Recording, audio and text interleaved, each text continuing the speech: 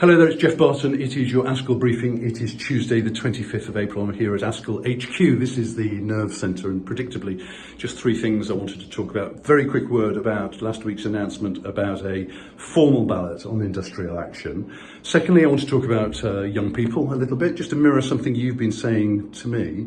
And then thirdly, something about headship. If you're stepping into headship, if you are considering headship and have just been appointed, maybe for September, something like that, then there's a course which we run every year. It's the kind of course I wish I'd had when I, all those years ago, had moved into headship. Just want to reference that.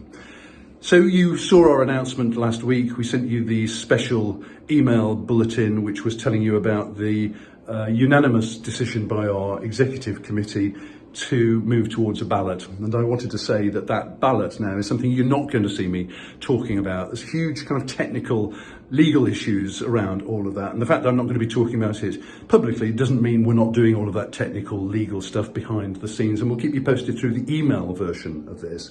The only couple of things I would say related to it. First of all, thank you for your messages, because as Evelyn Ford, our president, and I said in Friday's bulletin, it just feels extraordinary that we've got to this situation now. And that's exactly what you've been saying in your messages to us. And we're just so grateful that wherever you are in terms of your core belief, in terms of industrial action, etc., there's a real sense of empathy for how our executive reached that decision and the heavy heart with which they did it. It's been reflected in the way you've been speaking to us.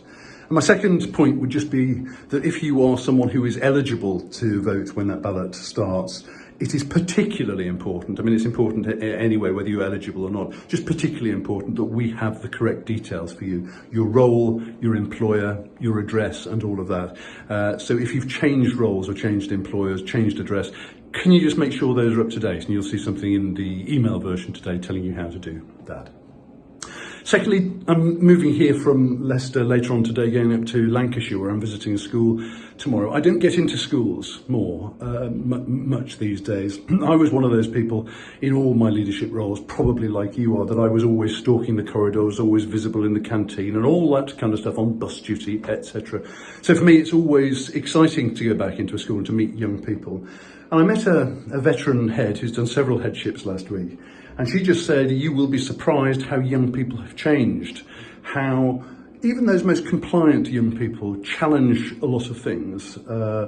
This will be a generalisation, but I'm just interested in that. And I don't know if you've read Doug Lemoff's book, Reconnect, which basically is saying a combination of COVID, combination of social media, means that young people now are having to relearn some of the rituals and routines and traditions of why we do things in school. Need to be reminded why actually everybody getting up and going out of their chemistry lesson to the toilet when they choose to do so simply isn't something we're going to be able to do in a school. There have to be certain routines around all of this. And that book just sets out the need for us, I think, to go back to the why we do certain things in our schools and our colleges, and to teach young people how democracy works again. So if you're not happy about the way some of the decisions in your school have been made, well, maybe we just need to remind you there are due processes for that. I'm reflecting on that, partly because I'm reading the book, partly because I'm visiting a school, partly because I talked to that veteran head last week, and partly I'm just interested in your view about all the things you are surprised you are having to do more of in order to help young people navigate their way through a complex world and get back into a sense of the socialisation that schools and colleges traditionally have always been able to do. Just be really interested. Tell us at ascl.org.uk and just put in the subject line young people or something like that, or behaviour or something.